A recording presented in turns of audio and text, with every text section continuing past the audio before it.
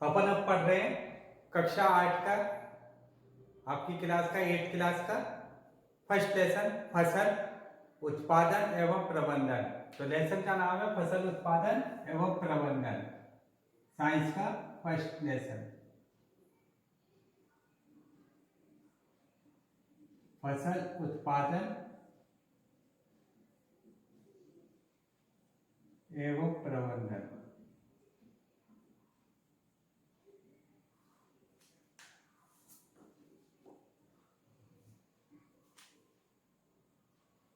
इसमें आपने जो पिछला जो मेरा वीडियो था उसके अंदर आपने ये पढ़ा था फसल किसे कहते हैं। फसल, तो फसल होती क्या है? फसल जो अपन रिवाइज कर ले, जो अपन ने पहले पढ़ा था, फसल होती क्या है? एक बड़े स्थान पर एक ही प्रकार के जब पौधे लगाए जाते हैं तो उसे अपन क्या कहते हैं? फसल कहते हैं। एक ही स्थान पर जब बड़े बड़े स्थान पर एक ही प्रकार के पौधे लगाए जाते हैं तो इसे अपन फसल कहते हैं। अब इसके बाद ध्यान देना है आपको, ये जो फसल की जो आपका इतिहास है, कृषि का जो इतिहास है, वो मानव सभ्यता से 10,000 साल पुराने जुड़ा हुआ है। 10,000 वर्ष पूर्व अपन जंगलों में आवास और भोजन के लिए घूमते रहते थे। फल और फल और सब्जियां खाते थे, फिर शिकार भी करते थे। फिर धीरे धीरे हमने एक स्थान पे ठहर कर ये कृषि करना सीखा। अब कृषि जो करना सीखा तो ऋतु के आधार पर, भारत बहुत बड़ा विशाल देश है और भारत में ऋतु के आधार पर फसल को दो भागों में बांटा गया है। फसल को दो भागों में बांटा गया है, एक तो है खरीफ की फसल, खरीफ की फसल, और एक है रबी की फसल। खरीफ की फसल और रबी की फसल। अब जो मैंने बताया था खरीफ की फसल क्या होती है, जो वर्षा ऋतु में बोई जाती है। वर्षा, इसका समय जून से सितंबर के बीच में होता है और इसके एग्जाम्पल अपने हैं मक्का है, मूंगफली है, सोयाबीन है, ये सब इसके एग्जाम्पल हैं। रबी की फसल जो शीत ऋतु में बोई जाती है, अक्टूबर से मार्च तक का जो समय होता है वो कहलाती है आपकी रबी की फसल। रबी की फसल का जो एग्जाम्पल है गेहूं है, चना है, ये इसके एग्जाम्पल है जो आप पढ़ चुके थे। अब अपन पढ़ने जा रहे थे कृषि कैसे की जाती है। तो कृषि करने का कुछ पद्धति होती है और जिसके बारे में हमें पता होना चाहिए। तो कृषि पद्धति में सबसे पहले अपन ने पढ़ा था मिट्टी तैयार करना। क्या करना? मिट्टी तैयार करना। मिट्टी तैयार करने में मिट्टी को पोला बनाया जाता है और उलट पुलट किया जाता है। पोला और उलट पुलट किया जाता है, किया जाता है। क्यों किया जाता है? मिट्टी को तैयार करने में क्या किया जाता है? कौन सी क्रिया होती है? मिट्टी को पोला और उलट पुलट किया जाता है। क्यों किया जाता है? कि जो फसल के पौधे हैं वो उनके अधिक गहराई तक जड़ें आसानी तक जा सकें। दूसरा, जो जड़ें होती है वो श्वसन क्रिया करती है, सांस लेती हैं, तो उनको पोषक तत्व है या वायु वगैरह है, गैस वगैरह है, वो आसानी से जा सके। मिट्टी पोले करने से ये वायु श्वसन क्रिया और पोषक तत्व नीचे तक पहुंच सकते हैं। इसका ये लाभ है। इसमें आपको मैंने एक पढ़ाया था, इस कार्य में एक जीव भी सहायता करता है जो किसानों का मित्र कहलाता है। वो कौन है? केचुआ। केचुआ भी क्या करता है? मिट्टी को पोला बनाता है। अब आपको पता होना चाहिए मिट्टी को पोला और उलट पुलट करने की क्रिया क्या कहलाती है? ये क्रिया कहलाती है जुताई। क्या कहलाती है? जुताई कहलाती है। मिट्टी को पोला करना और उलट पुलट करना, ये क्रिया कहलाती है जुताई। अब जुताई में जो यंत्र काम में आते हैं वो उन यंत्रों का नाम आपको पता होने चाहिए। पहले आप मिट्टी को उलट पुलट जो करते हो तो कई बार मिट्टी के क्या होते हैं, बड़े बड़े ढेले बन जाते हैं। इस ढेलों को जुताई में जो बड़े बड़े ढेले बन जाते हैं उसको दूर करने के लिए पाटल से मिट्टी को क्या करते हैं, समतल किया जाता है। क्योंकि मैंने मिट्टी की अगर जुताई करी है, उलट पुलट करा है, तो बड़े बड़े ढेले होंगे तो इनको समतल करना पड़ेगा। क्यों? क्योंकि सिंचाई के लिए एक सा लेवल होना चाहिए, नहीं तो कहीं पानी जमा हो जाएगा, कहीं पानी नहीं पहुंचेगा। तो इसके लिए अपन जिस यंत्र का उपयोग करते हैं, पाटल। अब जुताई में काम आने वाले यंत्र, सबसे पहले आप जानते हैं हल। परंपरागत प्राचीन समय से हल का उपयोग जुताई के लिए किया जा रहा है, जुताई के लिए किया जा रहा है। हल का उपयोग उर्वरक, खाद वगैरह को मिलाने, खरपतवार को निकालने, मिट्टी को पोला करने, इसमें किया जाता है।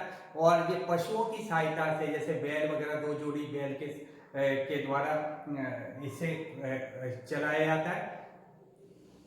ठीक है, तो हल ये प्राचीन पद्धति है जुताई के लिए, जो पशुओं के द्वारा चलाया जाता है। इसमें लकड़ी का होता है, फाल सा लगा रहता है, और आप उसको इसकी क्या करते हो, इससे जुताई कर सकते हो, उर्वरक डाल सकते हो, खाद मिला सकते हो, मिट्टी को पोला कर सकते हो। एक और यंत्र और है कुदाली।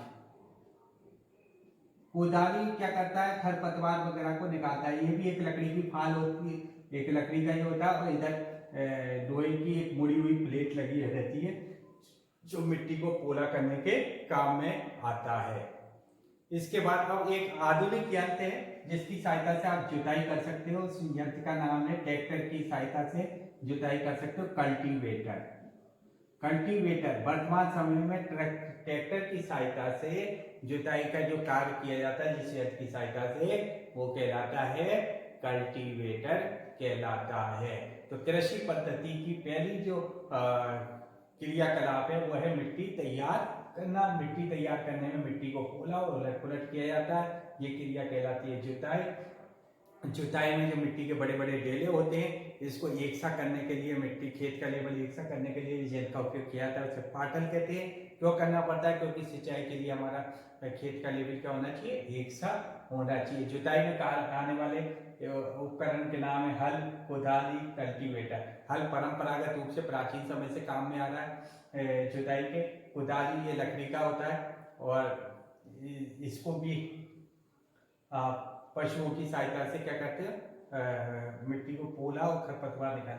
वर्तमान समय में ट्रैक्टर की सहायता से जुताई की जाती है, जल की सहायता से, वो कहलाता है कल्टीवेटर। अब कृषि क्रियाकलाप में दूसरा चरण आ रहा है बुआई। कौन सा आ रहा है? बुआई।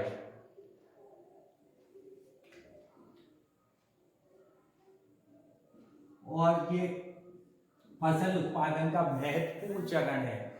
इसमें आपको क्या ध्यान रखना होता है, बीज स्वस्थ और उन्नत किस्म के होने चाहिए। अगर आपने बीज अच्छे नहीं लिए तो आपका फसल उत्पादन क्या होगा, प्रभावित होगा, फसल उत्पादन कम होगा। तो कृषि क्रियाकलाप का ये एक महत्वपूर्ण चरण है। इसमें फसल उत्पादन सही हो, इसके लिए बीज कैसे लेने चाहिए, उन्नत और स्वस्थ लेने चाहिए। अब आपको पता है, जो बीज लाते हैं तो उसमें कुछ अस्वस्थ बीज भी होते हैं। तो स्वस्थ और उन्नत जो बीज होते हैं और जो खराब बीज होते हैं, इनको अलग करने के लिए क्या विधि है? अगर आपसे कहते हैं बीज दे दें और इसमें कहे कि अब आपको इसमें अगर स्वस्थ बीज उगाओगे तभी आपका फसल उत्पादन अच्छा होगा, तो अपन को उसमें से स्वस्थ और खराब बीजों को अलग करने की क्या विधि है? उसके लिए बहुत आसान विधि है। एक पात्र में इन बीजों को डाल दें, बीजों को डाल दिया जो, और उसमें पानी डाल दें। जो खराब बीज होंगे वो ऊपर आ जाएंगे, ऊपर आके, क्यों? क्योंकि वो खोखले होते हैं, और खोखले और हल्के होने के कारण ऊपर तैरने लगेंगे। जो स्वस्थ बीज होंगे वो नीचे की तरफ बैठे जाएंगे, जो खराब बीज होंगे वो ऊपर की तरफ आ जाएंगे, और जो स्वस्थ बीज होंगे वो नीचे की तरफ बैठे होंगे। इस प्रकार से हम खराब और स्वस्थ बीजों को इस विधि द्वारा क्या कर सकते हैं, अलग कर सकते हैं। कैसे? एक पात्र में अपन ने बीजों को डाल दिया, फिर उसमें पानी भर दिया, तो इसमें जो खराब बीज होंगे वो हल्के होंगे, खोखले होंगे, और हल्के और खोखले होने के कारण वो ऊपर आ जाएंगे, इनको अपन अलग कर लेंगे। और जो स्वस्थ बीज होते हैं वो नीचे की तरफ बैठे रहते हैं। अब बुआई करते समय आपको पता है, अब यंत्र की बात होगी तो प्राचीन समय में जो बुआई के लिए यंत्र, एक कीप वाला यंत्र काम में लिया जाता था, कीप आकार ऐसा होता था और ये ऐसा पाइप होता था, इसमें बीज डालते थे और वो हल की सहायता से नीचे की तरफ चले जाते थे। तो ये पर वर्तमान समय में बुआई के लिए जिस यंत्र का उपयोग किया जाता है वो है सीड ड्रिल। सीड ड्रिल ये ऐसे इस तरह का होता है, इसमें अलग अलग दूरी पे, निश्चित दूरी पे क्या होते हैं, बीजों की क्या होती है, बुआई होती है। इस सीड ड्रिल यामक यंत्र का उपयोग ट्रैक्टर की सहायता से किया जाता है। वर्तमान समय में, आधुनिक समय में जो बुआई के लिए जो यंत्र काम में आता है वो सीड ड्रिल काम में आता है। ये ट्रैक्टर की सहायता से उपयोग में लिया जाता है। इसमें निश्चित दूरी पे बीज उग जाते हैं। तो आपन ने दो कृषि क्रियाकलाप के आज दो चरण पढ़े। एक तो थे मिट्टी तैयार करना और एक था बुआई। अब इसके बाद आता है तीसरा जो चरण आता है खाद और उर्वरक। अब आपको पता है मिट्टी तैयार कर दी आपने, बुआई भी कर दी, अब मिट्टी को पोषक तत्व की पूर्ति हो तो इसके लिए तीसरा चरण जो होता है खाद और उर्वरक देना।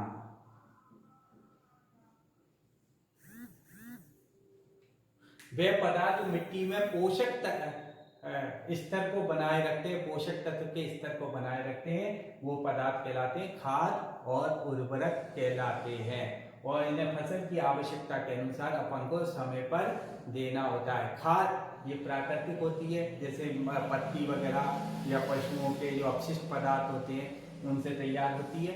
और उर्वरक जो फैक्ट्री में तैयार एक रासायनिक पदार्थ है। ये प्राकृतिक पदार्थ है खाद, और उर्वरक क्या फैक्ट्री में तैयार एक रासायनिक पदार्थ है।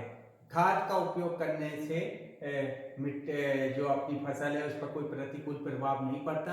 हाँ, उर्वरक का अनियंत्रित या लंबे समय तक उपयोग करते हैं तो भूमि क्या होती जाती है, धीरे धीरे उसका उपजाऊपन कम होता जाता है और भूमि बंजर होती जाती है। तो हमें ये खाद और उर्वरक का संतुलित उपयोग करना चाहिए फसल में, क्योंकि रासायनिक पदार्थों का अत्यधिक उपयोग भी क्या करता है, फसल और मिट्टी के उपजाऊपन को प्रभावित करता है।